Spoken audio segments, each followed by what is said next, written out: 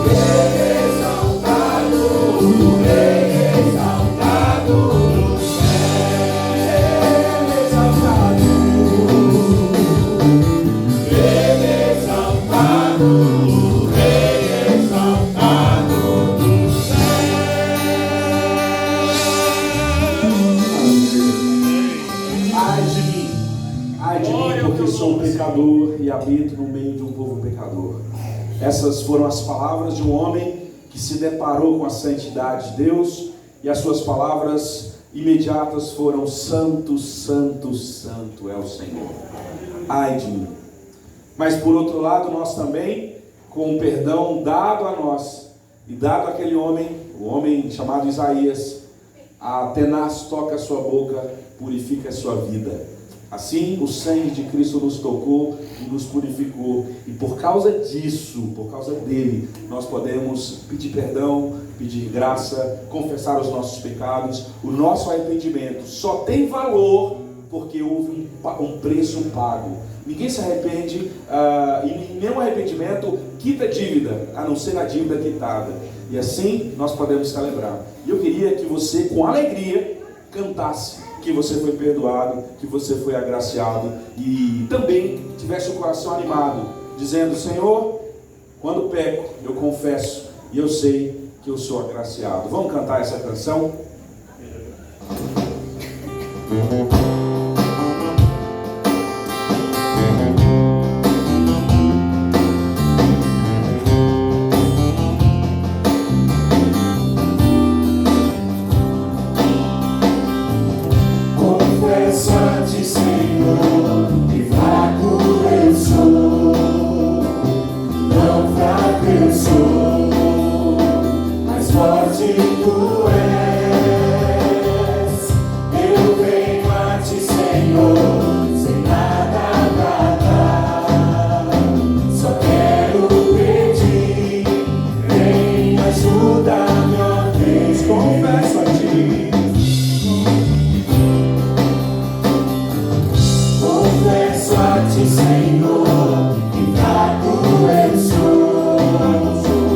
Tão fraco eu sou.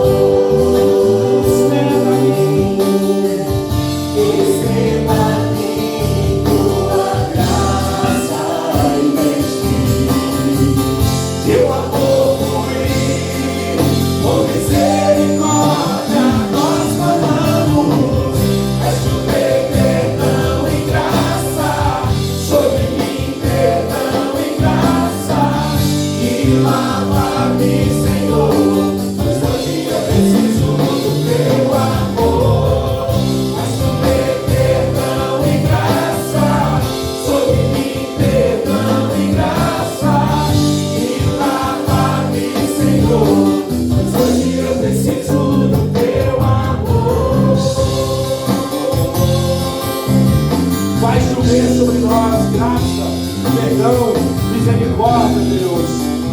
Esse é o desejo do nosso coração. Por isso nós confessamos. Canta, Senhor.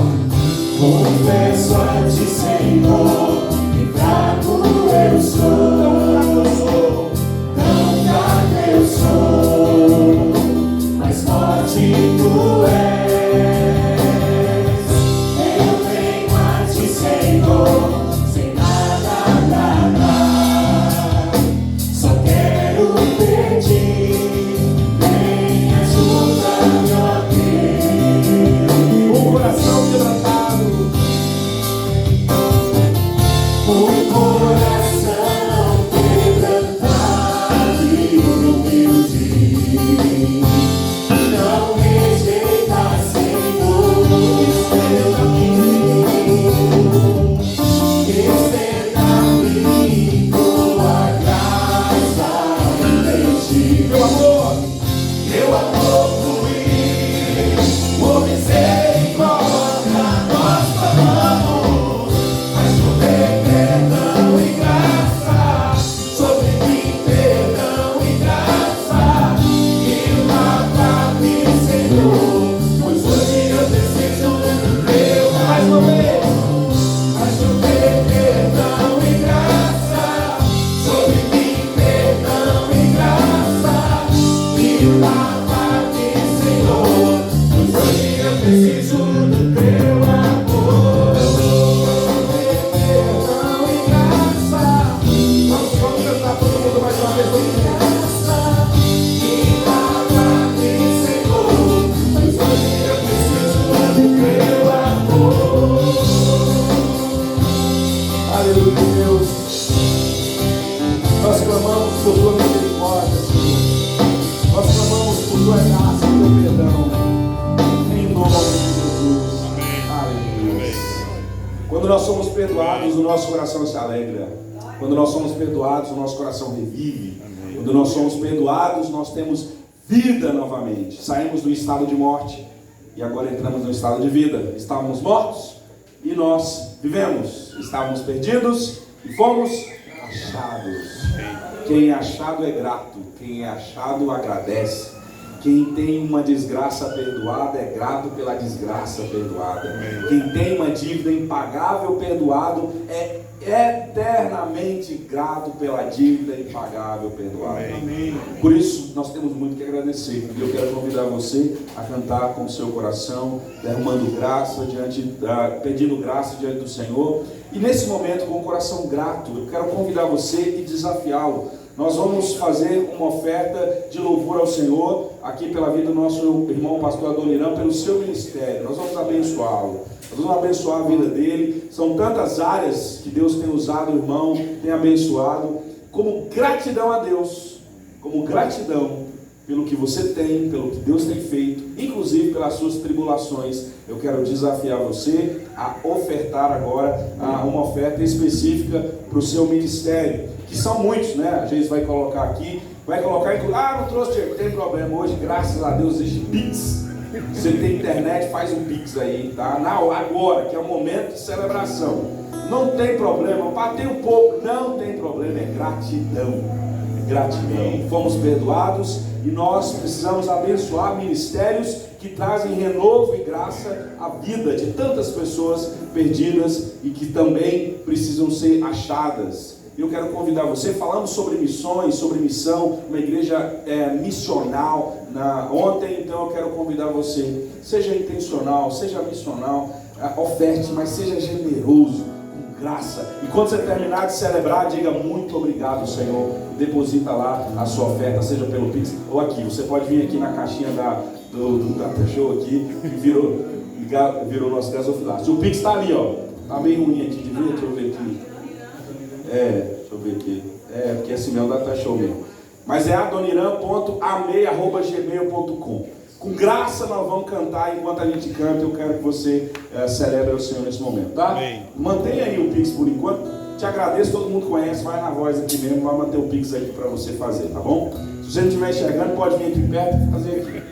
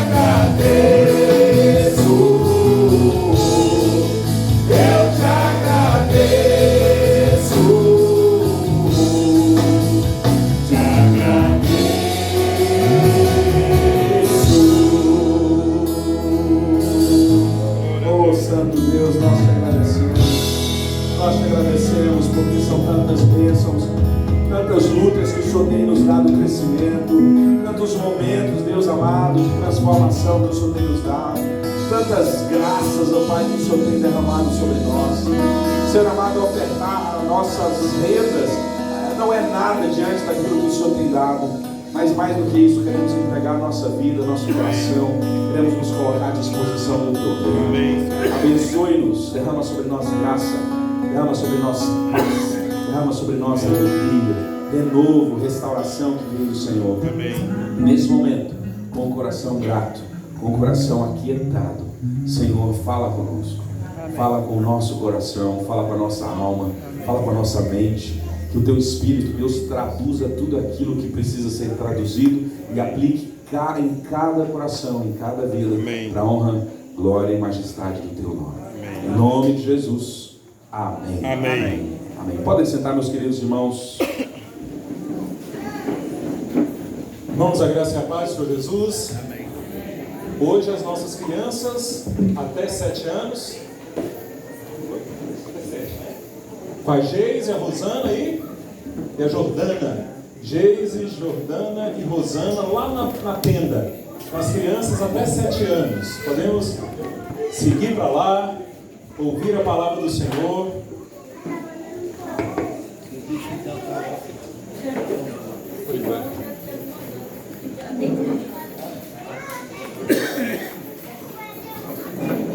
Amém, irmãos? Eu não sei se tem alguém que ainda não esteve aqui, não conheceu o pastor Doniran, mas o pastor Doniran é o fundador da missão Amei, do Clube 629, né, que tem devocional todo dia de manhã, tem dado apoio para missionários, pastores que têm enfrentado dificuldades emocionais, tem desgaste, né? E o pastor Doniran tem sido esse instrumento lá para acolher numa chácara que ele não sabe nem quem é o dono, né? Mas Deus providenciou. O pastor Doniran não tem ninguém, não tem uma igreja, não tem uma instituição sustentando o ministério dele, né? Mas tem Deus sustentando por meio de, eu creio, de muita gente. E hoje essas ofertas, pastor, receba lá como expressão da nossa gratidão a Deus e também da nossa participação com o Senhor, viu? Dessa missão tão bonita que o Senhor tem feito. O pastor Doniran falará para nós hoje, falou anteontem, né, a respeito de nós recebermos poder. Ontem nós vimos que o Espírito Santo está desde a criação, atuando na igreja, atuando na vida de profetas, atuou no ministério de Jesus, e foi a promessa cumprida na nossa vida, que somos a igreja do Senhor. E hoje é novidade. Amanhã a gente complementa, né? O pastor Doniran vai falar, o pastor vem, vamos orar pela vida do Senhor, também para que nessa oportunidade o Espírito Santo fale ao nosso coração por intermédio da palavra e da sua vida.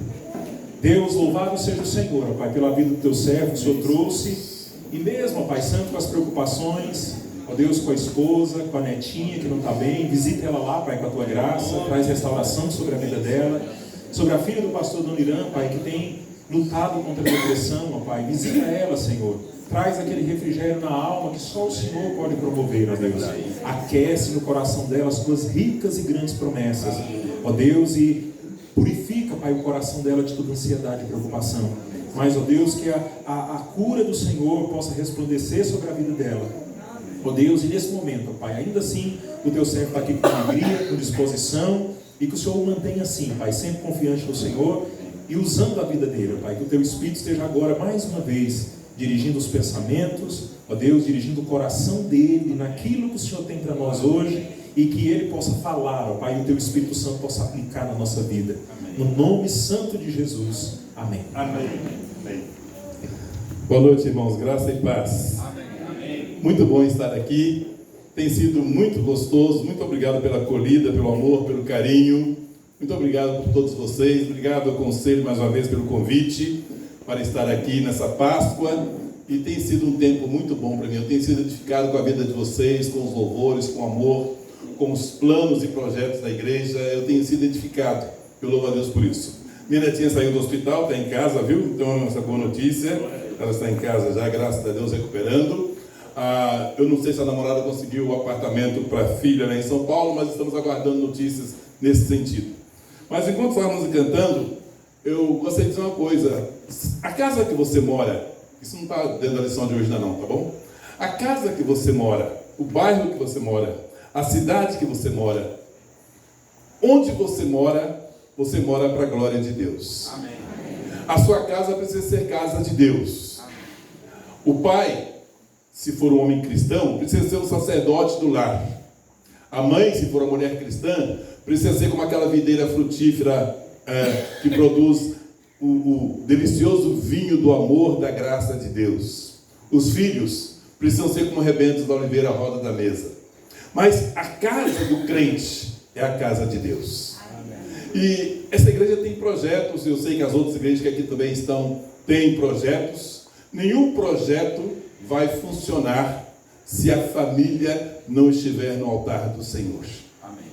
Nós precisamos o tempo todo, precisamos revisar a nossa postura como família, para que a nossa casa seja a casa de Deus. Eu estava louvando a Deus, eu sou filho de um pai que morreu sem saber que ele era missionário. Mas ele foi missionário, foi evangelista a vida inteira. Todas as casas que nós moramos lá no Vale do Aço, todas as casas se tornaram pontos de pregação. Todas. Hoje, das muitas igrejas tem Ipatinga tem 240 mil habitantes e tem mais de 30 igrejas presbiterianas. Dessas, 6 ou 7 nasceram na nossa casa. E sabe como é que era? Nasceram com culto doméstico. Igual a dona Suzana Wesley, né? Dona Suzana Wesley tinha, nem sei, mais de 19 filhos, não sei, 19, mãe de John Wesley. Os cultos domésticos dela eram tão frequentados pela vizinhança que parecia mesmo um culto de louvor todas as manhãs. A nossa casa, todas as manhãs nós fazíamos o culto doméstico. E graças a Deus, eu herdei isso. Agora há pouco falei que minha filha é mais velha. Ela disse: pai, daqui a pouco a mãe vai contar a história da Páscoa para os nossos crianças e ensaiando para cantar amanhã na igreja. Então, graças a Deus, eu sou fruto de um lar cristão. Eu louvo a Deus pelos meus pais que me treinaram para o reino de Deus.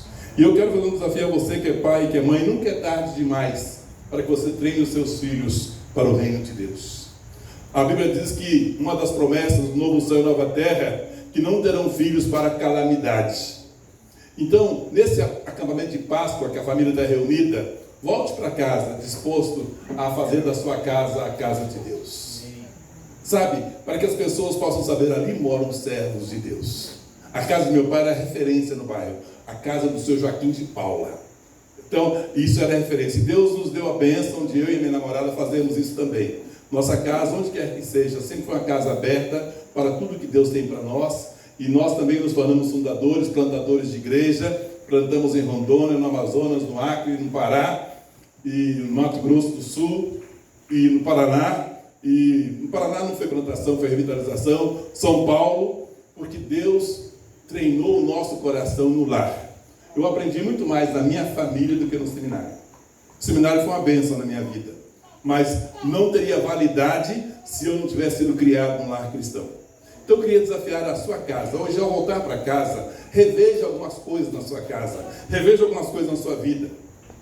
Permita que a sua casa seja a referência da casa de Deus, um lugar onde Deus gosta de estar. E para dizer que o pastor, quando fica velho, entrega o pastor, quando fica velho, só conta a história.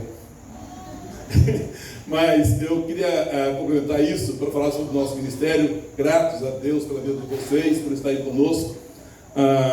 Desde menino, eu admirei os pastores, os homens de Deus. E eu fui criado na região onde os americanos, e por isso que não tem a americanofobia, né? Porque os americanos da minha região foram uma bênção. Eles vieram, aqueles homens que tinham todo o conforto na América do Norte. Eles vieram para aquela região do Vale do Aço e abriam tendas, eles tocavam sanfona, e eles eram todos ajeitados, paletozão, fulosão, feião, assim, uns pés desse tamanho. Está muito grande o pé deles? Está grande? Um pé desse tamanho assim, enorme, sabe? Falando tudo errado, mas aqueles homens davam a vida pelo ministério. E aquilo me encantava. Mas ao longo dos anos, quando me tornei pastor, eu vi o contrário. Eu vi muitas pessoas infelizes e tristes na obra do Senhor. Eu vi muita gente, muito pastor, que parecia que a barra estava tão pesada que ele já não tinha mais alegria. Eu vi muitos pastores perdendo o brilho nos olhos. A última vez que eu fui pastor, eu cheguei a ter 5 ou 6 pastores que ficavam lá no cantinho assistindo o culto. Assistindo mesmo, nem participar não era. Eles estavam assistindo o culto. E isso foi partiu do meu coração, porque eles foram chamados, vocacionados, e a minha casa sempre foi aberta para muita gente, e meus meninos sempre reclamaram: pai, nós nunca ficamos sozinhos, nós nunca temos só nossa família. Tanto é que tinha uma brincadeirinha lá, 2 brincadeirinhas em casa.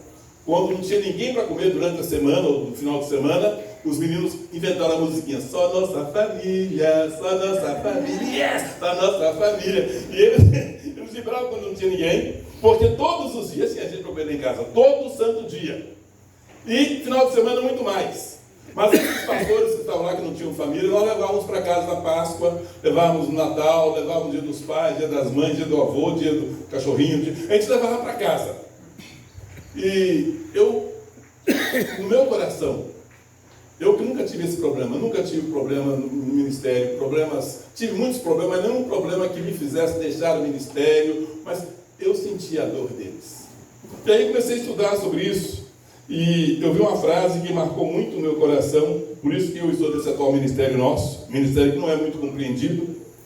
A frase foi: a igreja é o único exército que deixa os seus filhos para trás. Ao final de um culto, no ano 2014, tinha uma senhora chorando. E essa senhora estava chorando por dizer assim: ninguém me socorre. E eu perguntei: qual é o problema? É que eu sou esposa de pastor. O meu marido não consegue mais sorrir. Eu disse: onde é que seu marido está? Está na Bolívia. E eu disse: e quando é que vocês vão estar lá? Aí marcamos, combinamos com os presbíteros e diáconos, e nós fizemos uma caravana para a Bolívia, era pertinho do estado ali. Fizemos uma caravana e fomos lá, e esse homem de fato estava totalmente fora de si. Esse homem estava totalmente alucinado. A vida dele era terrível. Ele não tinha alegria, tinha umas coisas muito difíceis na vida dele. Hoje em dia diagnosticar é mais fácil tudo isso, mas ele não havia procurado ajuda. E nós levamos para Campo Grande a esposa, ele, os filhos, e esse homem foi restaurado. Mas ficava sempre aquela marca, aquela coisa difícil. E nós decidimos, queríamos então, na medida do possível, porque Jesus já morreu pela igreja, ninguém tem que morrer pela igreja mais, mas na medida do possível nós podemos nos esforçar para que o reino de Deus prospere. E o reino de Deus é feito da vanguarda e da retaguarda. Não tem como a vanguarda estar bem. Vanguarda são os pastores, os missionários, os líderes, eles estão lá na frente. Mas se eles não tiverem uma retaguarda boa aqui atrás, eles não conseguem romper sozinhos. E como eu fui missionário a vida inteira, eu entendi que eu poderia ficar trabalhando nesse meio de campo aqui. Então hoje eu ajudo pastores a achar campo, ajudo a tirar o pastor de campo, mas a coisa principal que nós fazemos e gostamos muito é de quando a pessoa precisa e quer, nós podemos ajudar. E foi nesse sentido que Deus nos deu a chácara. Nós temos 5 casas lá e nós procuramos receber essas pessoas, e o programa lá oficial é pode ficar 7, 15, 21 ou 30 dias. Nesse período, a gente tenta diagnosticar o que está acontecendo pastoralmente. Eu só sou pastor, não sou psicólogo, nada mais, mas eu tenho uma equipe que ajuda, a equipe externa, não mora na chácara, mas que vem sempre que a gente precisa. E meus irmãos, tem sido maravilhoso poder ajudar essas pessoas. Mas eu queria fazer um pedido a vocês: orem pelos seus pastores, mesmo por aqueles que estão muito bem. Era o meu caso. A igreja não imaginava como eu estava mal, porque a igreja estava bem. Eu estava me sacrificando, fazendo algo que não era para eu fazer, para que a igreja estivesse bem, mas eu não estava bem. Quando eu deixei o pastorado, eu estava tomando 14 remédios por dia. Eu tinha todas as doenças psicossomáticas que vocês possam imaginar. E estava vivendo no limite, mas dando tudo de mim para a igreja. Até que numa conferência missionária, nossa igreja lá é uma igreja missionária, e as nossas conferências missionárias eram o evento principal da igreja, mais do que o aniversário da igreja. Na conferência missionária eu estava lá e eu desmaiei na escola dominical, e o médico, meu amigo, me levou para casa, e depois me levou, me internou, fizeram cateterismo em mim sem precisar, mas fizeram. E aquilo para mim foi um limite, para eu entender que eu estava indo além das minhas forças. Mas ninguém percebeu. E eu disfarcei tanto que só a minha namorada que percebia mas não percebia tanto. Eu disfarcei. Isso é mentira também. Disfarçar é mentira, tá, irmão? Isso é pecado. E eu tentei esconder de todo mundo a minha dor, sofrimento. E não era contra a igreja, não era um problema com a igreja. Aparentemente a igreja estava bem, mas eu extrapolei os meus limites. E foi aí então, 2014, que eu decidi que eu iria parar. Eu havia pedido demissão da igreja em 2011, porque em 2010 a igreja completou 50 anos, a igreja estava no auge, 2010, eu estava lá desde 2002, a igreja estava no auge, fizemos a festa no palácio, o maior palácio da cidade, lá de eventos, foi uma grande festa, o presidente do Supremo Conselho já era o Robertão, continua sendo eternamente, já será até quando, mas acho que ele é ad eterno. Mas aí o Roberto é meu amigo, preciso falar com essa intimidade toda, viu? Ele foi presidente do Sínodo, foi presidente dos presbitérios, e foi uma festa muito bonita. E nós enchemos o Palácio Popular da Cultura, e eu falei, aqui é meu limite. Mas o conselho disse, pastor, fica um pouquinho mais. Aí eu fiquei em 2011. Aí em 2012, deflagramos o processo de sucessão pastoral, e na última hora o conselho recuou. Porque não é fácil achar pastor, irmãos, fala a verdade, não é fácil achar pastor. E nem é fácil pastor achar igreja. É uma coisa muito complicada, é muito complexo. É como trocar de pai. Como é que troca de pai? O pastor acaba sendo uma espécie de pai. Como é que troca de pai? Então é meio complicado mesmo esse processo. E eu sei que o conselho falou, você vai ficando, o pastor vai ficando, nós vamos providenciar, vai ficando. Mas a minha igreja era muito grande, não podia ir ficando. E eu fui ficando até que eu cheguei no meu limite. Em 2015 eu disse, irmãos, não dá mais. Avisei para o vice-presidente do conselho, nós estávamos na Bolívia de novo fazendo missões. Ele disse, não dá mais, eu entrego em novembro. E aí foi que eles acordaram, entramos no processo de sucessão pastoral, foi muito doloroso, muito difícil. E até hoje, algumas pessoas da minha igreja não me entendem. Mas eu estava doente, embora não parecesse que estava. Mas como eu busquei socorro a tempo, e esse mesmo médico que me levou lá, hoje ele é meu amigo, é um dos meus, me ajuda na minha profissão, é a pessoa, uma das poucas pessoas que eu posso falar, estou precisando disso, é uma pessoa muito do meu coração. Eu estava sem carro, ele fez a campanha do carro e pegou um carro lá e vendeu de mentirinha para a nossa campanha. Enfim, um homem que Deus tem usado muito. Esse mesmo médico, meu amigo aqui em Sinop, ele disse assim, olha, você poderia começar um trabalho pequenininho. Eu disse, não quero começar nada mais. Eu quero agora servir, ajudar essas pessoas que, como eu, e alguns casos muito piores, tem caso de pastor que está totalmente doente e está lá tentando fazer da tripa coração. O que nós queremos então, com o nosso ministério atual, é ajudar esses colegas, ajudá-los para que eles não deixem coisa. Então nossa casa lá é um ponto de apoio, né? E eu tenho viajado. Um exemplo disso, um colega nosso no interior de São Paulo, uma grande cidade de São Paulo, o amigo meu, que era meu amigo, não conhecia esse pastor, ele disse, pastor fulano de tal está precisando de socorro, só que ele é fechado, ele não abre com ninguém, e eu sei que ele está ruim, mas ele não fala, eu vou te mandar lá na casa dele. Mas como que eu vou chegar lá? Chegando. E o pastor não me conhecia, cheguei na casa dele uma manhã, e eu disse, eu vim aqui para ficar. Ele disse, ficar por quê? Para conversar com você, para orar. E eu fiquei uma semana na casa dele, quase uma semana na casa dele. E eu saía de manhã para falar com ele, a esposa dele é médica, ela saía para trabalhar, e depois ele ia para a igreja, eu ficava só com a esposa e os filhos, os meninos começaram a me chamar de vovô. Essa é a vantagem de ficar velho, viu? Ficar velho então é uma vantagem, viu, gente? Fica medo não. E era vovô daqui, vovô dali, e esse rapaz começou a abrir o coração, eu comecei a perceber que o que ele precisava era de amizade. Pastores não têm amigos. Tem muita gente ao redor, mas não tem amigo, alguém que possa inclinar os ombros e chorar. E eu comecei, para encurtar a história, ao final da declaração, eu não fui à igreja dele, mas o conselho dele me conhecia, que os pastores anteriores, enfim, é uma história meio longa, mas encurtando a história, ao final daquele tempo, esse pastor tornou-se meu amigo, como se fosse meu filho. A família dele toda, a Eliane também se aproximou depois, e ele foi eleito naquele ano, quando ele queria entregar tudo, ele foi eleito por 3 anos, agora já foi eleito por 5 anos, está com um projeto lindo de revitalização de toda aquela região, a região centenária, e Deus tem abençoado muito o ministério dele, porque nós conseguimos, pela amizade, por estarmos juntos. Então não é muito difícil. Tem casos clínicos, tem casos psiquiátricos, tem tudo isso, tem remédio, eu sei, mas na maioria dos casos é por pura solidão, é por puro desespero, o medo de errar. o medo de não dar certo. Então, o que eu queria pedir a você, ore pelo seu pastor. Pense nele como um ser humano, talvez está classificado entre as 10 profissões, entre aspas, tá, irmão? 10 profissões mais tensas. Porque as pessoas acham que o pastor é psicólogo, psiquiatra, médico, ginecologista talvez nem tanto, urologista, é tudo, o pastor tem que saber tudo. Né? Então eles levam tudo, e lá no meu escritório, eu já contei para vocês esses dias, tinha lá, fazia fila para conversar. E tinha umas que eu já cortei logo no começo, o pastor, semana que vem nesse mesmo horário? Claro que não! Tudo que eu tinha que falar para vocês, eu falei, eu não sei falar mais nada. Tudo que eu tinha que falar, já falei, não vem semana que vem, não vem nunca mais, se for o caso. Eu queria ficar vindo. O que eu ia fazer da minha vida, né? Eu queria ficar vindo. Mas as pessoas acham que o pastor sabe tudo, que o pastor não tem problema, que o pastor é lindo, que o pastor é o melhor marido do mundo, que o pastor é o melhor pai, o pastor é o cara. Sabe, ele pode até ser, mas não aguenta ser tudo isso.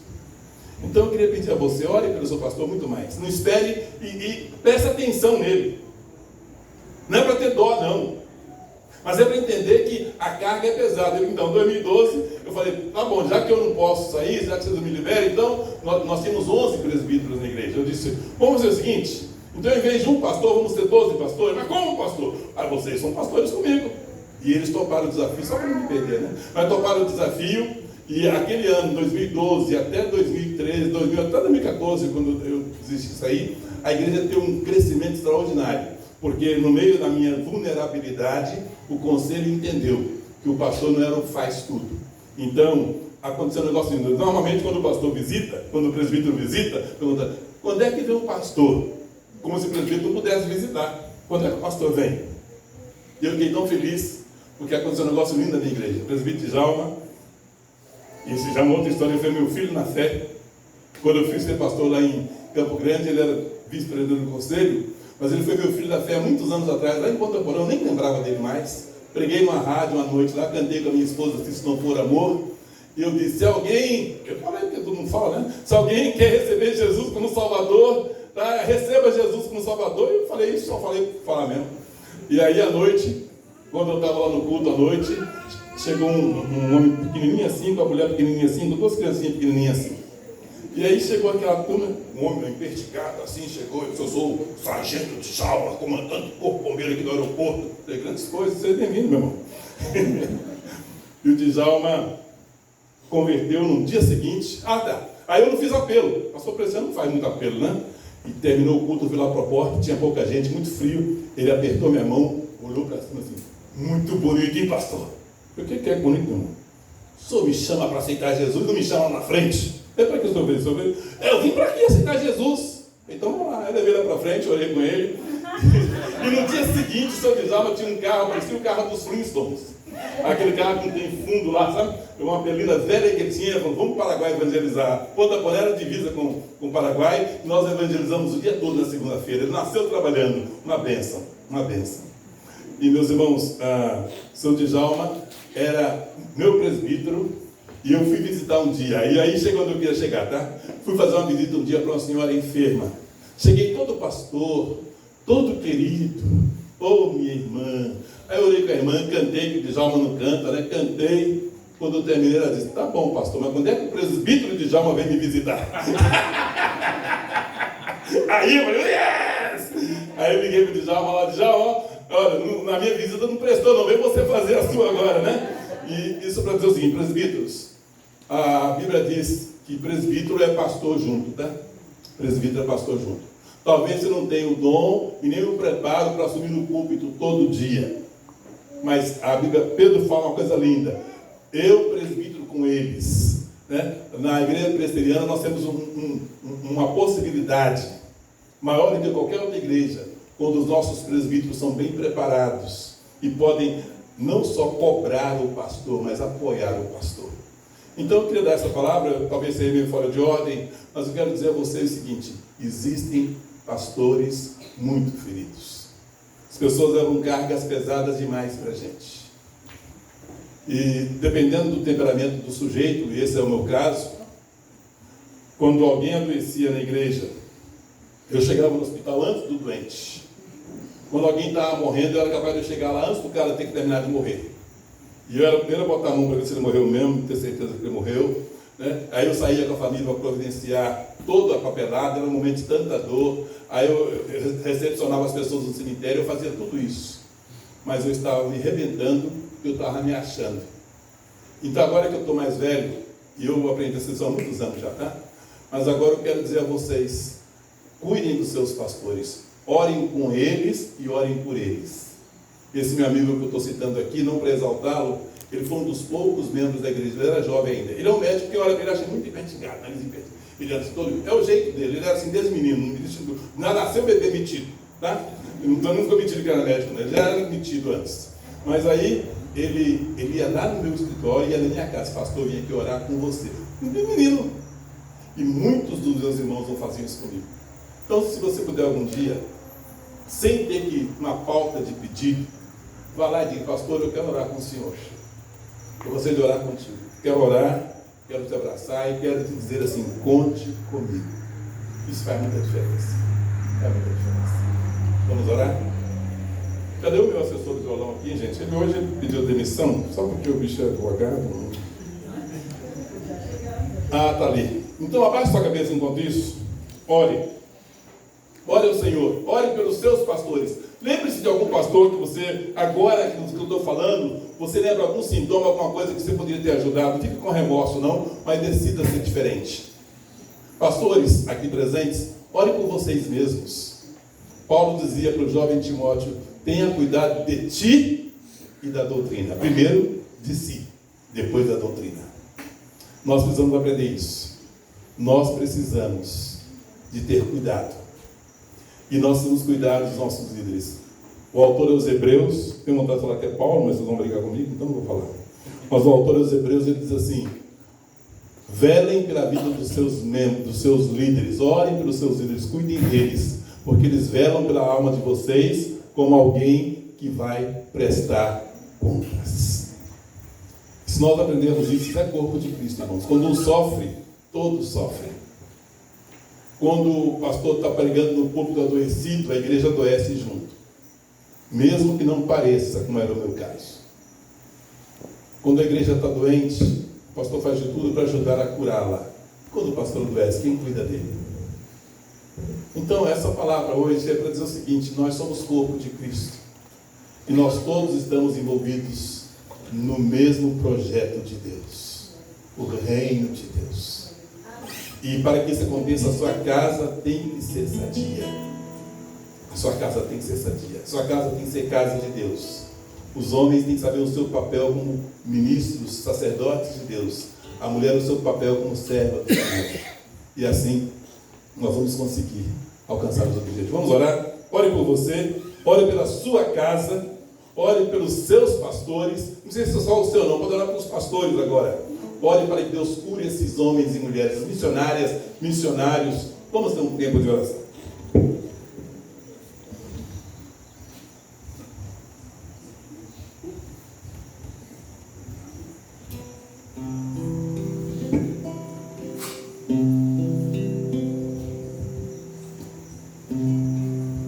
Conforme a tua infinita graça, ó Pai, perdoa a minha transgressão,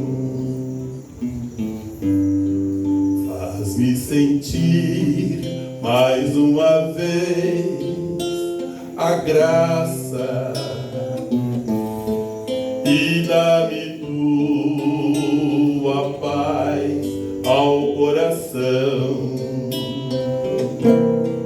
Mais uma vez eu sinto meu pecado,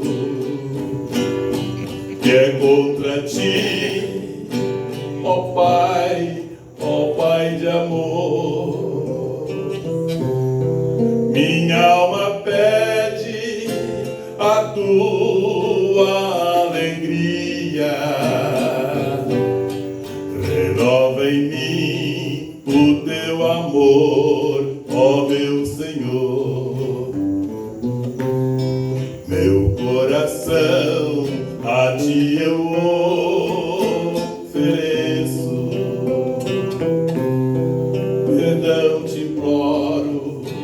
ó meu Senhor e Rei, conforme a tua infinita graça, misericórdia assim alcançarei. Mais uma vez eu sinto meu pecado, que é contra ti, ó Pai de amor. Minha alma pede a tua alegria, renova em mim o teu amor, ó meu Senhor. Meu coração a ti eu ofereço, perdão te imploro, ó meu Senhor e Rei, conforme a tua infinita graça, misericórdia assim alcançarei. Mais uma vez eu sinto meu pecado, que é contra ti, ó Pai de amor. Minha alma pede a tua alegria, renova em mim o teu amor, ó meu Senhor. Ó Deus e Pai, em nome de Jesus, nesta noite, teu povo aqui reunido, ó Deus, teu corpo, teu povo aqui presente, reunido em teu nome para a tua glória, queremos que o teu Santo Espírito ministre na nossa vida, ministre cura, Senhor Deus, ministre, Senhor Deus, na vida dos ministros do Senhor, na vida dos líderes, presbíteros aqui que estão, ó Deus, diáconos que servem ao Senhor, ó Deus, as pessoas que estão liderando, as senhoras, os homens, os jovens, os adolescentes, as crianças, ó Deus, as pessoas que trabalham na cozinha, trabalham, ó Deus, no cuidado, enfim, ó Deus, todo o teu corpo aqui, bem evidente o teu corpo em ação, ó Deus. Cada pessoa com a tarefa, com a função, fazendo com alegria, ó Deus. Mas nessa hora nós pedimos a cura do Senhor. Nós pedimos, ó Deus, que aqueles que estão amargurados sejam, ó Deus, restaurados em seu ânimo, ó Deus, curados da sua amargura, ó Deus. Que o amargor seja substituído pela doçura do Espírito Santo. Oramos por aqueles, ó Deus, que estão cansados, ó Deus, cansados da luta, aqueles que passam, ó Deus, por problemas na área conjugal, ó Deus, na área familiar, aqueles ares divididos, ó Deus, onde a mulher está sozinha, o homem sozinho, ó Deus, haja conversão, ó Deus, retorno, ó Deus, ó Pai, em nome de Jesus, que as famílias da igreja, ó Deus, sejam famílias santas para Ti, que a casa dos crentes seja tabernáculo do Senhor, ó Deus, em nome de Jesus. Eu oro de maneira muito especial, Deus, pelos líderes pastores aqui presentes, missionários, evangelistas, missionárias, ó Deus, para que esses homens e mulheres, ó Deus, sejam fortalecidos com poder, mediante o Teu Espírito no homem interior, e assim habite Cristo em seus corações, estando eles arraigados e alicerçados em amor. Ó Deus, em nome de Jesus, restaura os ministérios, Pai, cura as feridas, Pai, e ajude-os na caminhada, para que mesmo liderando, se sintam também liderados, amados e cuidados pelo Supremo Pastor. A Ele toda honra, toda glória, todo louvor e toda adoração, em nome de Jesus. Amém. Ai, que saudade da minha namorada. Já sei que ia cantar Jesus do Bom Pastor, mas só sei cantar com ela. É um dueto muito lindo, que ela canta bonito. Mas vamos estar aqui, cada um que fala sobre a morte de Cristo. Jesus, o Filho de Deus, Senhor de todo poder, deixando sua glória no céu, veio ao mundo morrer.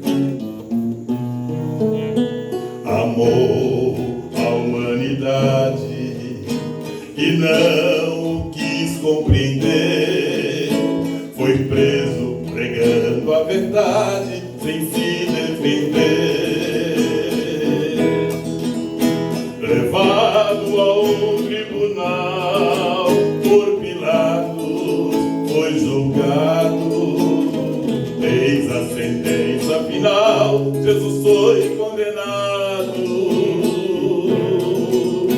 levado a um tribunal por Pilatos, foi julgado.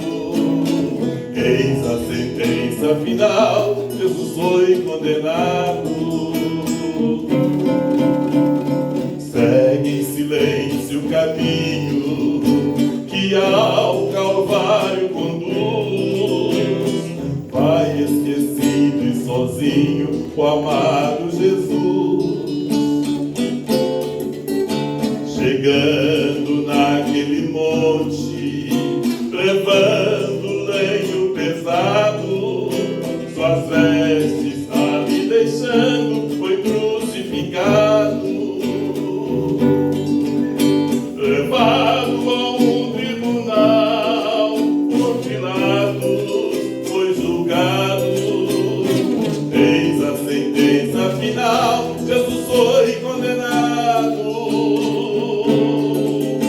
levado a um tribunal por Pilatos, foi julgado. Eis a sentença final, Jesus foi condenado.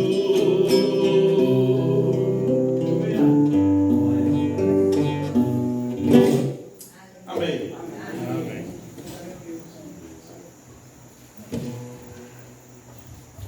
Você está aqui.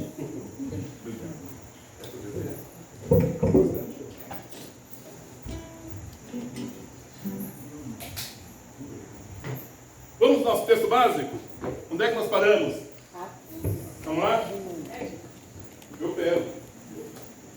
Nosso texto básico. Atos 1:8. Quem sabe de cor? Quem não sabe de cor em Atos 1:8, não quero que vocês vão para o inferno, irmão. Tem que aprender. Hein? Vamos juntos?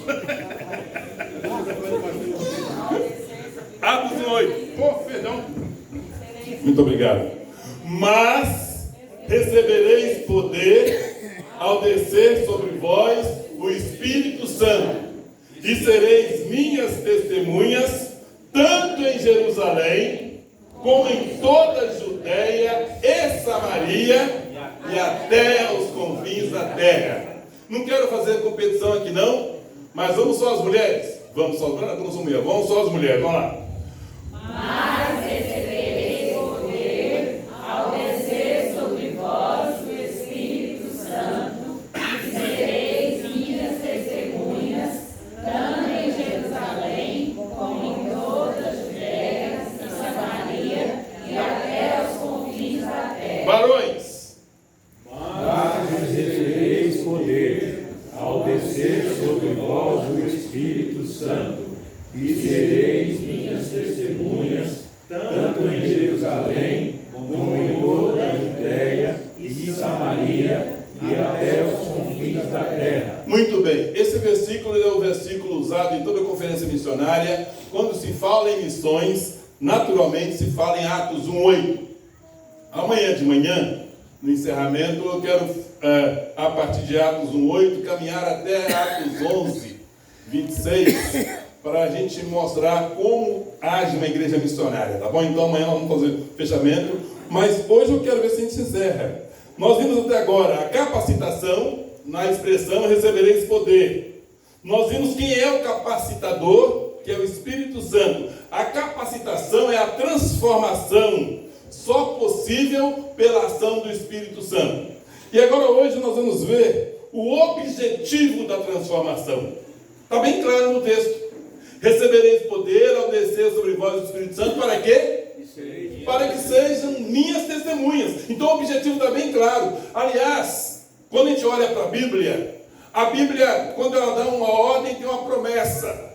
Quando ela estabelece algo, ela diz assim, para que esse algo é importante? Por exemplo, já citamos aqui o Salmo 67, Quando o salmista diz: seja Deus gracioso para conosco e nos abençoe e faça resplandecer o seu rosto sobre nós. É um versículo lindíssimo, maravilhosíssimo, que fica nas caixinhas de promessa. Caixinha de promessa só tem versículo bom, viu? Não tem nenhum versículo na caixinha de promessa que a gente fique meio assustado. É tudo para analisar o ego, analisar a égua, só tem isso assim. Né? Mas a caixinha de promessa é um negócio, enfim, deixa para lá.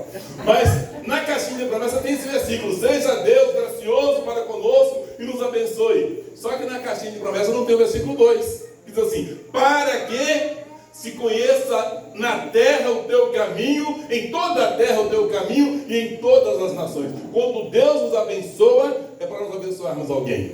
Nós não podemos ser depósito de bênçãos, irmãos. Bênção é alguma coisa que tem que ser compartilhada. Quando ela não é compartilhada, a bênção é como o maná. O maná, se fosse guardado, cheirava mal, dava bicho. Deixa eu falar um negócio muito temor aqui. Tem crente tão abençoado aqui, e tem crente tão abençoado por aí, que está ficando quase maldito, tanta bênção. É muita bênção, mas não faz nada. O que você tem feito com tanta bênção? Quanto mais Deus te abençoa, não é assim: ô, graças, o meu quartinho de bênção está cheio ali. Não é para ficar cheio, é para você repartir, é para você compartilhar. Então, sempre temos que ter o objetivo: Deus nos abençoa para que nós abençoemos as nações. Deus nos dá bens para que os nossos bens abençoem. A palavra abençoar tem bens no meio. Para que abençoe os outros. Deus nos dá saúde para que nós abençoemos os outros. Tudo que Deus nos dá é para isso. Um outro exemplo, gosto muito de Pedro. Pedro diz assim: vós porém sois, 1 Pedro 2,9, vós porém sois raça eleita, sacerdócio real, nação santa, povo de propriedade exclusiva de Deus. Pronto. Só que tem um problema. Nós somos tudo isso, aí tem o a fim de quê? Nós não lemos os objetivos. A fim de que proclameis as virtudes daquele que vos chamou das trevas para a sua maravilhosa luz. Nós somos tudo isso que Pedro disse que nós somos, mas para proclamarmos. Então, irmãos, a igreja plantada em Piranhas, Palestina, Arenópolis, Caiapônia, Nova Chavantina, Querência. A igreja é plantada para, a partir daí, abençoar o mundo. Hoje, se Deus quiser, vamos ler a abrangência também, tá? Que está encerrando. Mas o objetivo é sermos testemunhas. O Espírito Santo já desceu. Qual o objetivo? De nos tornar testemunhas dele. Então nós vamos retomar um versículo que nós já lemos hoje, João 15, 26 e 27. Lembrando que Atos 1,8 diz que nós receberemos e receberíamos, já recebemos o Espírito Santo para sermos testemunhas. Então, meus irmãos, olha só, que equaçãozinha mais fácil de fazer e tão dramática, tremenda. Se o Espírito Santo nos é dado para testemunharmos, o que nós temos feito com o Espírito Santo? Ele nos foi dado para isso, para a gente testemunhar, para a gente ser bênção para as nações. É para isso que nós somos, e é por isso que a Bíblia diz: enchei-vos do Espírito. Quanto mais eu estiver no Espírito, no poder do Espírito, mais bênção eu serei para o mundo. E olha, vamos voltar, vamos juntos, vamos ler? João 15, 26 e 27. Quando, porém, o Consolador, eu vos enviarei da parte do Pai, o Espírito da verdade, que dele procede, esse dará testemunho de mim, e vós também testemunhareis, porque estáis comigo desde o princípio. Anotem algumas coisas aí. Primeira coisa, letra A. Anota aí: o Espírito foi dado por Jesus para testemunhar dele. É bom ler a Bíblia com atenção. O Espírito Santo foi dado por Jesus para testemunhar de Jesus. O Espírito Santo não tem um ministério só seu. Ele veio para, porque ele é chamado de o outro Consolador. Ele não tem nenhum problema com isso, o Espírito Santo não tá. Ele é o outro Consolador. Porque ele veio para continuar a obra de Jesus. Então, essa é a primeira coisa que eu vejo nesse texto. O Espírito Santo foi dado por Jesus para testemunhar dele. Segunda coisa, nossa, testemunhar só é possível na capacidade no poder do Espírito Santo. Pode parecer muito simples o ato de testemunhar. Nós vamos definir o que é testemunhar daqui a pouco aqui. Pode parecer muito simples, mas só é possível. Testemunhar só é possível no poder do Espírito Santo. Terceira coisa, testemunhar é fazer como o Espírito Santo faz. Falar de Jesus. Testemunhar é falar de Jesus. Não sei se vocês conhecem um disco chamado, um CD chamado Louvor Rural. Louvor Rural é muito legal. Eita botina! É muito legal o Louvor Rural. Se você não tiver, adquira o Louvor Rural. Lá tem a história do irmão Adão. O irmão Adão, o pastor fez uma série de conferências e o irmão Adão não foi selecionado. Ele tinha que ser bonito, boa aparência, tinha que saber falar bem. Então o irmão Adão não foi excluído. Mas ele insistiu. Ele insistiu e ele falou: pastor, eu quero. E o pastor, meio preconceituoso, disse: tá bom, gente, olha, o irmão Adão quer ser discipulador também, mas não deixe não sobrar nada para ele, tá? Aí à noite houve um sermão, foi feito apelo, os discipuladores correram para evangelizar. Quando Adão chegou, não tinha ninguém mais. Ele voltou triste, mas ele bolou uma estratégia. Isso é a musiquinha que conta, tá?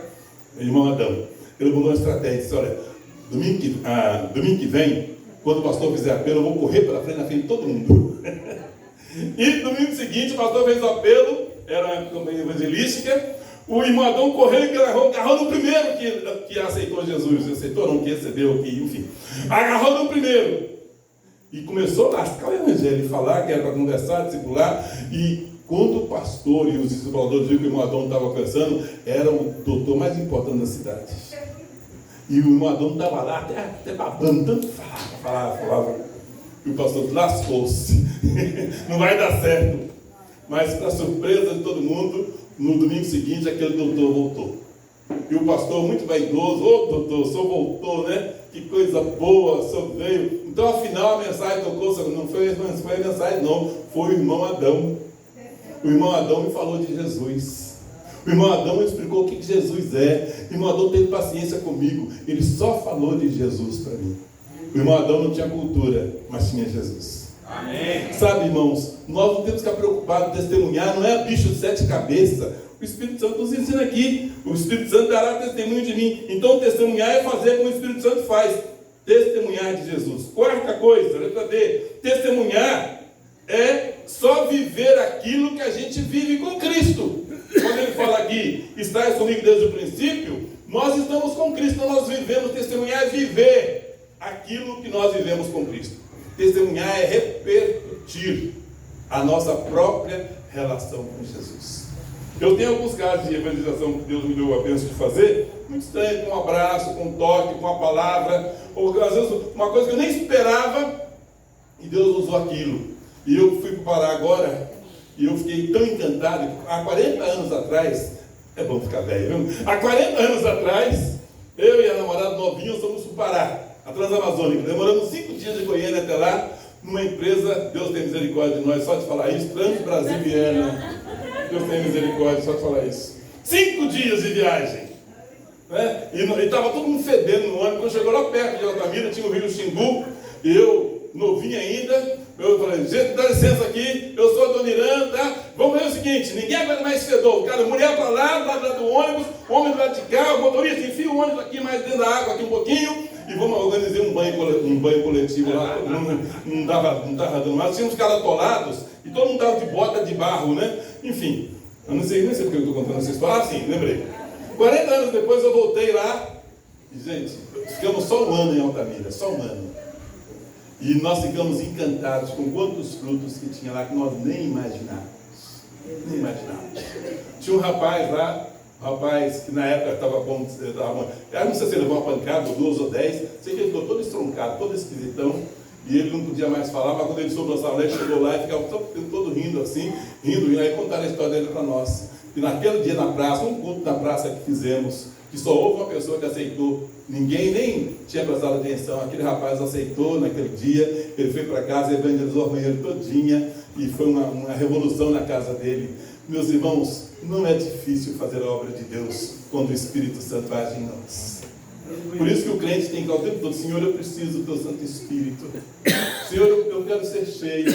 Senhor, eu quero entender. Senhor, eu quero que o Senhor me use. Senhor, eu quero ser útil no teu reino. Eu quero ser. Então, testemunhar é não se acovardar, porque nós temos o Espírito Santo, né? Então, é muito importante. Agora, vamos para o próximo texto.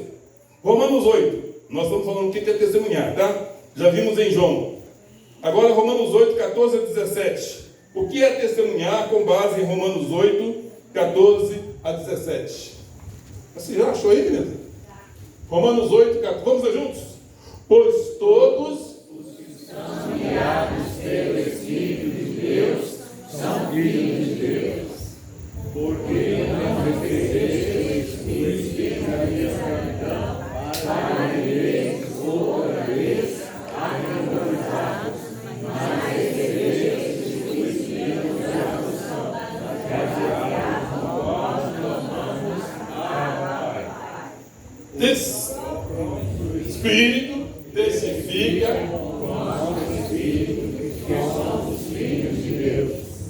Ora, se somos filhos, somos também herdeiros, herdeiros de Deus e co-herdeiros com Cristo. Se com Ele sofremos, também com Ele seremos glorificados. meus irmãos, testemunhar. Volta lá no comecinho do texto, versículo 14, vamos acompanhar lá. Testemunhar é ser guiados pelo Espírito Santo. E a Bíblia diz assim: nem fique preocupado com o que você tem que falar. Você não tem que ensaiar um discurso. Isso é na área de evangelização. Quando você vai pregar, você tem que ensaiar bem, preparar. Mas na área da evangelização, do testemunho, você não precisa ficar ensaiando. O Espírito Santo vai te dar. Ele vai te dar a estratégia certa. Então, todos que são guiados, se nós somos guiados pelo Espírito Santo, nós saberemos como agir em cada circunstância. Todos que são guiados pelo Espírito. Segunda coisa, não podemos nos acovardar, porque nós temos o Espírito Santo e, mais do que isso, somos filhos amados do Senhor. Pessoas mal resolvidas, nem para evangelizar presta, viu? Gente mal resolvida. Ai, tadinho de mim, eu sou preto. Ai, sou mesmo, e daí? Sou preto. Ai, tadinho de mim, eu sou pobre, eu sou, sei lá, não sei ler, sei lá, sou gordo, sou lá, sou magro, sei lá. Eu tenho dificuldade de falar. Mas Romanos fala assim, que nós somos amados de Deus. Uma pessoa amada, ela faz cada coisa, sabe? Por isso que os casais bem ajustados é quando eles sentem que são amados, fazem qualquer coisa. Eles conseguem ir juntos em qualquer circunstância pela certeza do amor. Romanos fala de pessoas que são guiadas pelo Espírito Santo, pessoas que se sentem filhas amadas do Senhor, filhos amados do Senhor. Nós podemos testemunhar de Jesus porque o Espírito Santo faz isso. Ele faz isso em nós, faz isso por nós e faz isso através de nós. Meus irmãos, a doutrina do Espírito Santo precisa ser mais pregada, mais vivida. Nós, às vezes, fracassamos muito, porque tentamos fazer as coisas do nosso jeito, tentamos fazer as coisas com o intelecto, e é muito importante todo o conhecimento, toda a parte cognitiva é muito importante, muito, muito, muito. Mas muitos de nós temos ido só por esse lado, sabe? Às vezes nós fazemos a teologia algo que nós não precisamos fazer. A teologia está presente no dia a dia da vida da gente, mas o que nós menos precisamos é de teólogo por aí o tempo todo. Nós somos de crentes, gente convertida, que tem conhecimento, amor, que está envolvido com o reino de Deus, gente que se preocupa com gente que ama a gente que ama a Deus e ama a gente, ama as pessoas, gente amada. Sabe, se você tiver vida com Deus, ainda que você não queira, as pessoas vão te procurar. Não sei se eu já contei aqui, mas eu morava em Rondônia, acho que aqui não, mas eu morava em Rondônia e eu era presidente do presbitério. Deus tem misericórdia de mim, nunca mais vou fazer isso na minha vida. Mas eu fui algumas vezes. Ô coisa. E eu tinha que eu saía na sexta-feira à noite, viajava a noite toda para amanhecer no sábado em algum lugar da rodovia de Rondônia para reunir pastores e presbíteros para resolver problema, apagar fogo. Lá naquela época, naquele momento, eu sou da segunda leva em Rondônia, que todos os municípios, mas eram 16, todos os municípios tinham sido alcançados pelo presbiterianismo, todos.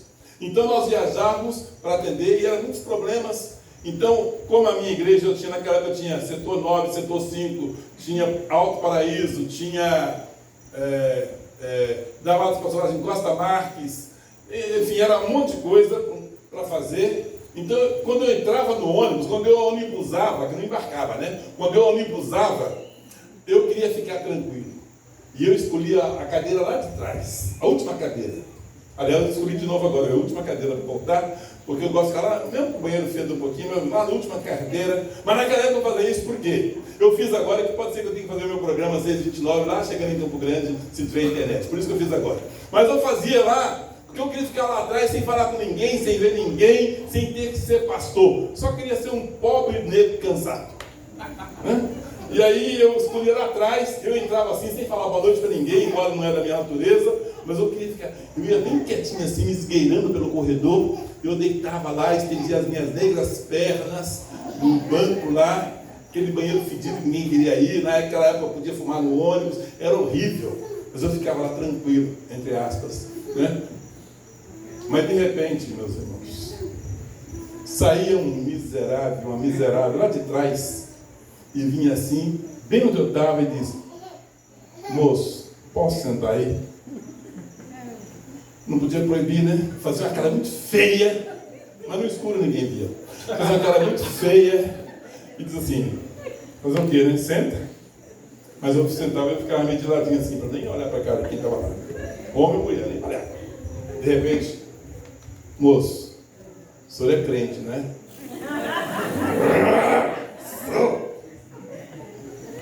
Aí, mas também não dava trela. Moço, o senhor é pastor, né? Ai, que raiva! E eu tinha que evangelizar quase toda noite, cansado, mas não tinha jeito. Aí eu acabava evangelizando. Mas, meus irmãos, quando era ruim até começar, mas depois começava era delícia, né? Porque a gente podia testemunhar de Cristo. Mas não dá para esconder, porque o próprio Espírito, diz o texto, o próprio Espírito testifica ao nosso Espírito que nós somos filhos de Deus. E isso é uma questão de identidade, tá? A nossa identidade é: eu sou filho, eu sou filha de Deus. E se eu sou filho de Deus, eu sou morada do Espírito Santo. E se o Espírito Santo está em mim, o que eu vou falar? De Jesus. O assunto do crente é Jesus. Nós podemos torcer para o nosso time, podemos ter as nossas preferências políticas, tudo bem. Mas é muito triste quando o assunto do crente só é futebol, só é política, se é de direita, se é de esquerda, e quando o assunto não tem nada a ver com Jesus. Nós precisamos aprender a falar de Cristo. O dia a dia, cada oportunidade que o Senhor nos dá, né? Testemunhar é termos a identidade de filhos de Deus. Testemunhar é mesmo em todas as oportunidades falarmos de Cristo. O texto diz ainda que nós venhamos a sofrer por isso. Então, nesses dois textos temos algumas definições. Mas definindo testemunha: pessoa que presenciou ou ouviu algum fato ou dito e que dele pode dar pormenores. Essa definição do dicionário, tá? É chamada testemunha ocular. Pessoa que presenciou ou ouviu algum fato ou dito e que dele pode dar pormenores. Outro aspecto de testemunha: pessoa que é chamada para depor em justiça ou na justiça. A testemunha de alguma coisa na justiça. E também, testemunha é a pessoa que assiste a certos atos para os tornar autênticos e válidos. Então você vai testemunhar. Vem aqui, eu vou ter uma DR com o pastor Paulo. Aí eu chamo a Natália para testemunhar a nossa DR, né? Então ela acaba sendo testemunha. Aí quando qualquer coisa acontecer, quem vai ter que saber das coisas é ela. Então tem esses três aspectos de ser testemunha. No sentido da Bíblia, vamos aprender o que é ser testemunha olhando para alguns versículos em Atos. Vamos lá, Atos 4:33.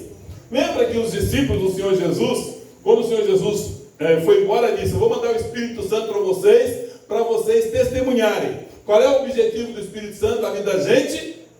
Testemunharmos. Guarde isso.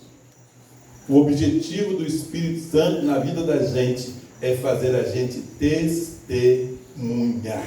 Atos 4:33. Vamos lá. Com grande poder.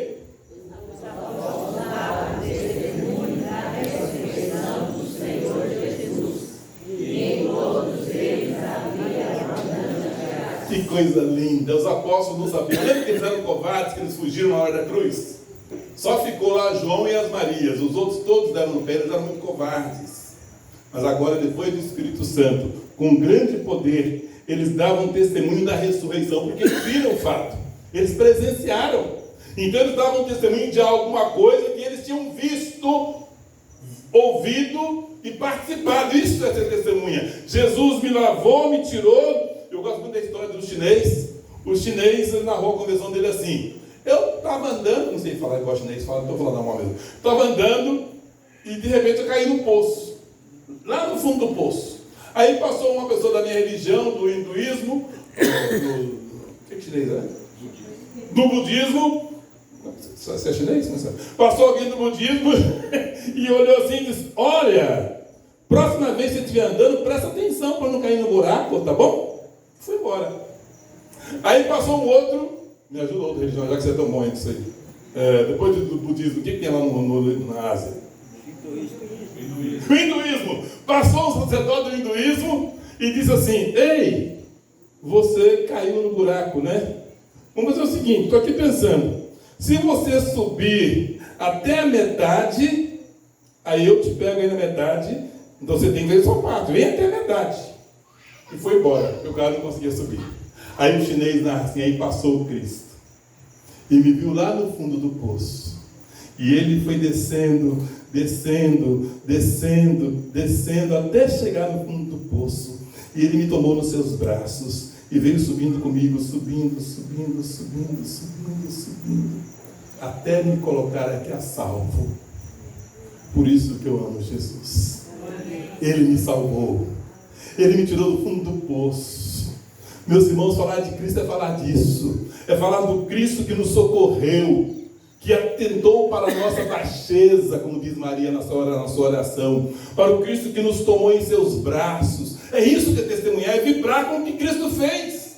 E o texto diz, com grande poder os apóstolos falavam do que eles tinham visto, e em todos eles havia abundante graça. Quando nós testemunhamos o Senhor, a graça do Senhor é abundante sobre nós. Atos 5:32. Atos 5, nós estamos definindo o que é testemunhar, tá, gente? Presta atenção aí. Atos 5:32. Por que vocês não lembram? Vamos lá. Ora, nós somos testemunhas destes fatos, e bem assim o Espírito Santo, que Deus outorgou aos que lhe obedecem. O que é testemunhar? É ser testemunha do fato. Jesus ressuscitou, isso é um fato. Nós estamos aqui na Páscoa, estamos comemorando um fato. Jesus morreu, Jesus ressuscitou, Ele vive pelos séculos dos séculos e Ele voltará para buscar a sua igreja. É um fato. Nós, como discípulos do Senhor Jesus, precisamos apenas testemunhar desse fato. Ainda Atos, capítulo 10, 42. Atos 10, 42. Podem ler.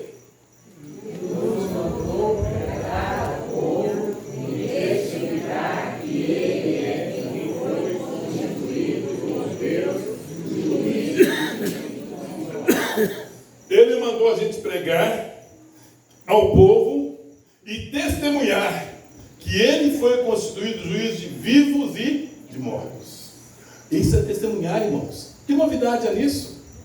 O problema é que nós não vivemos, às vezes, a realidade cristã. Somos meio ETs.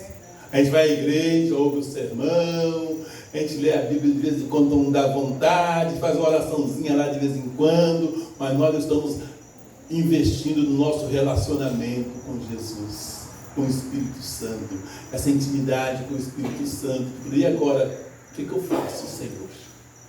Nós precisamos ser testemunha do que Jesus fez. E o texto que eu gosto muito, é um texto que os pastores precisam ler sempre, Atos 20, 24. Atos 20, 24, quando Paulo fala aos presbíteros lá da igreja de Éfeso, ele termina com essa pérola. Atos 20, 24. Leiam, por favor.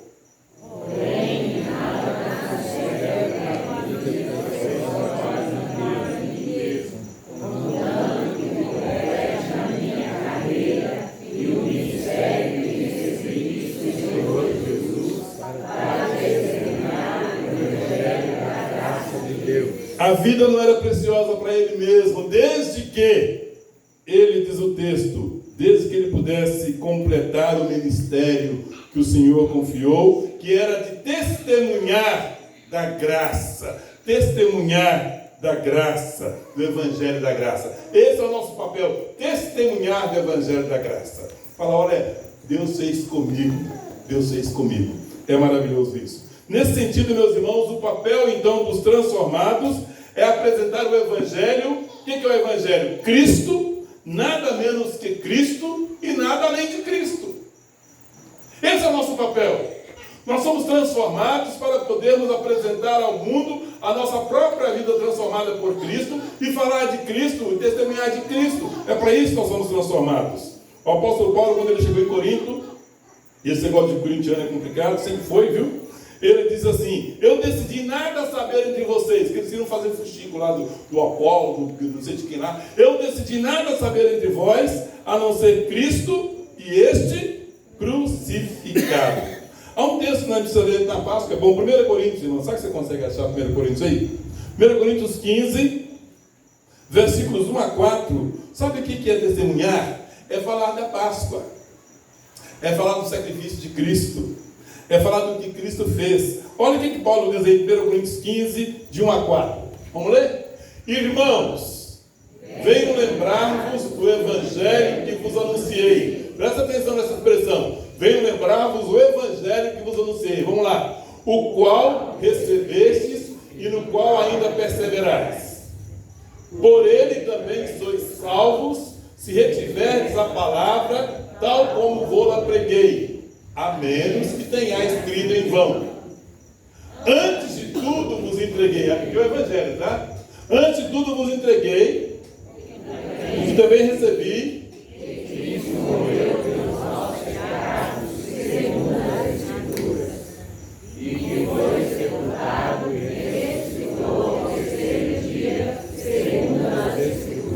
Isso é o Evangelho. O Evangelho é dizer assim: Jesus veio, Jesus sofreu, Jesus pagou o preço, Jesus morreu, Jesus ressuscitou e Jesus voltará. Meus irmãos, é muito mais simples que nós imaginamos, e foi para isso que o Espírito Santo veio nos capacitar, para darmos testemunhos. Então a gente fica complicando: eu não sei pregar, não sei falar. O poder que o mundo precisa para se render é o poder do Evangelho. O poder que nós precisamos convencer o mundo é o poder do Evangelho, é o poder de Jesus Cristo. Por isso que Paulo diz: eu não me envergonho do Evangelho, porque é o poder de Deus para a salvação. E aí, como é que nós testemunhamos? Andando com Cristo, andando cada dia com Cristo. Meus irmãos, como nós precisamos rever isso.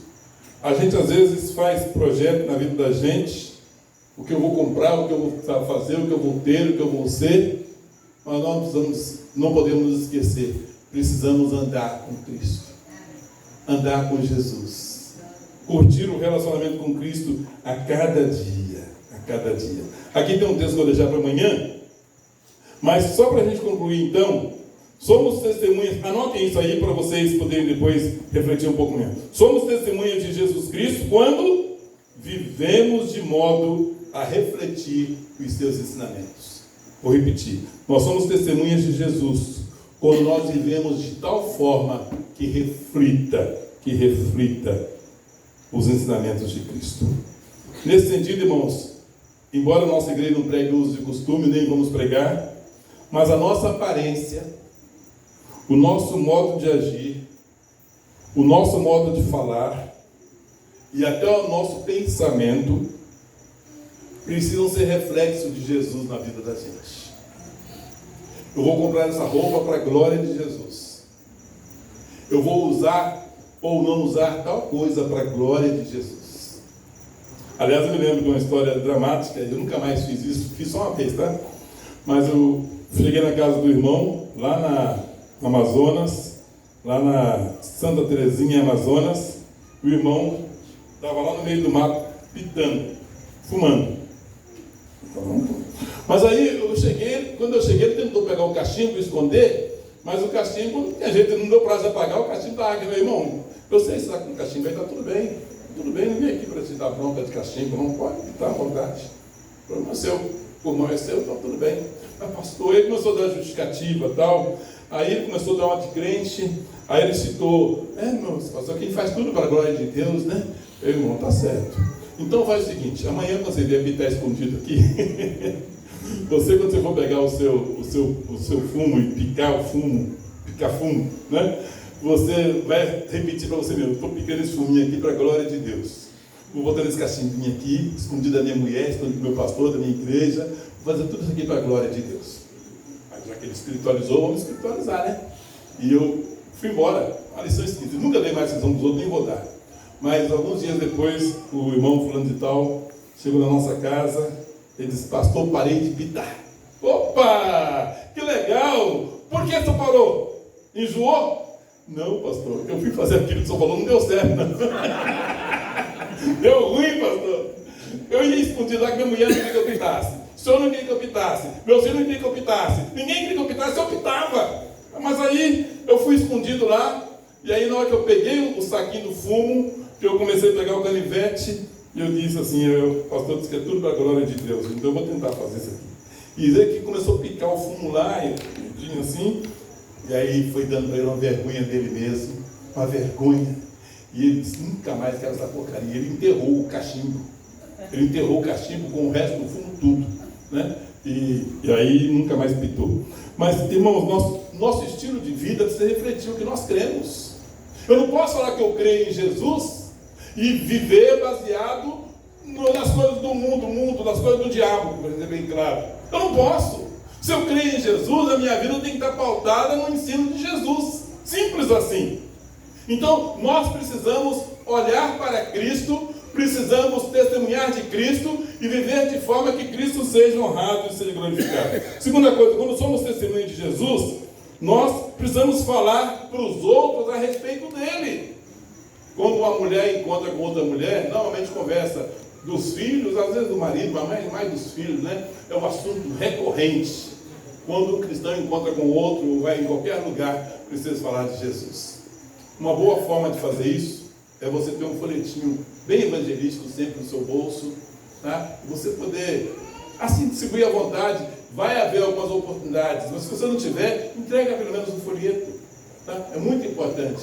Eu tenho dito aos pastores, por mais que as coisas mudaram hoje em dia, vale a pena ter um folhetinho com um carimbo bem bonitinho da igreja, um já personalizado, sabe, já personalizado, dá cartãozinho para os crentes, você já dá com isso à vontade, às vezes não consegue falar, mas entrega um folhetinho, vai surtir, a pessoa vai te perguntar. Eu gosto muito quando eu chego naquele lugar que tem aquelas pessoas com aquela jaqueta, pergunte-me como, né?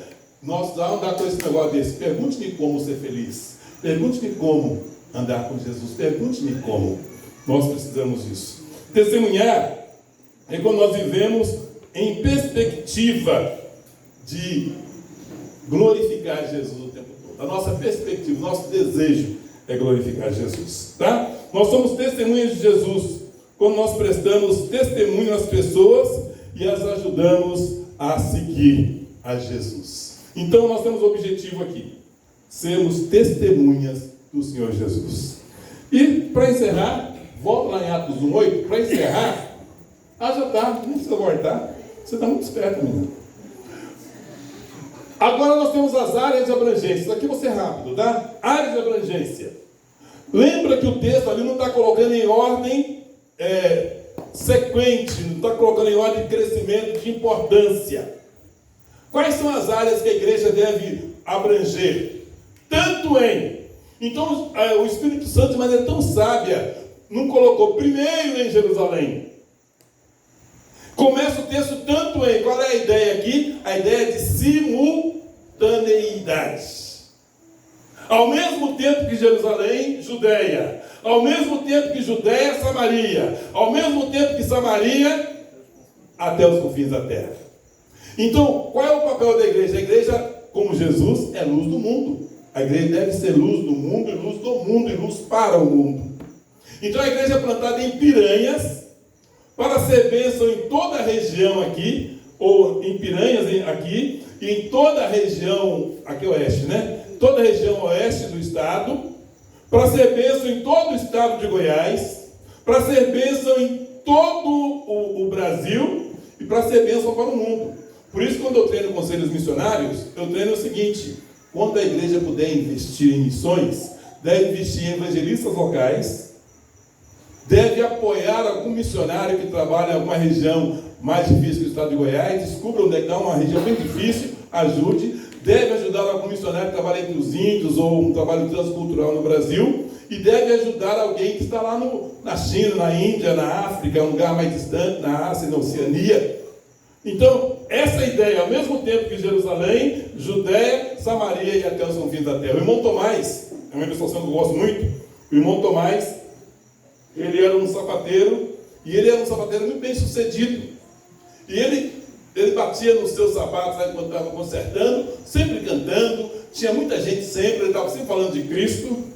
E um dia perguntaram: irmão Tomás, por que o irmão é tão feliz? Ele disse: eu sou feliz porque eu sou crente em Jesus Cristo. Eu sou feliz porque a minha igreja é uma igreja fiel a Deus. Sou feliz porque a minha igreja, ela recebe os meus dízimos e aplica os meus dízimos para a evangelização do mundo. Sou feliz porque eu, além do meu dízimo, eu oferto para missionários. E nesse momento, eu sou feliz porque nesse momento eu estou pregando o evangelho aqui na minha cidade, aqui na região, em todo o meu estado, em todo o meu país, em todo mundo. Mas como é que você está fazendo isso até aqui? Porque eu oro e eu contribuo por missões. A minha igreja ora e contribui para missões. A ordem do Senhor Jesus é tão maravilhosa que ele abençoa a igreja e o crente em particular também, quando ele entende que Deus quer usar a gente, tanto em Jerusalém, ou seja, eu não posso ser bênção lá sem ser aqui, não posso ser aqui sem ser lá. Tanto em Jerusalém, como em toda a Judéia, Samaria e até os confins da terra. O Senhor quer nos usar para isso. E nas nossas conferências missionárias, nós trazemos missionários representantes dos 4 lugares que nós apoiávamos. Na minha época, chegamos a apoiar 21, nenhum com menos um salário mínimo. Nós tínhamos uma arrecadação de, só para missões, R$35 mil, porque os nossos missionários tinham todos os direitos que o pastor local também tinha. E esses missionários, eles vinham com muita alegria e diziam assim: olha, nós estamos lá, lugar tal, porque esta igreja está conosco lá. Irmãos, é maravilhoso quando nós olhamos para Atos 1:8 e vemos todo um plano missionário ali. Vemos todo um plano de salvação ali. Vemos todo um projeto de Deus ali. O projeto de Deus é dizer: você é a resposta à sua própria oração. Porque você está preocupado como é que resolve a situação do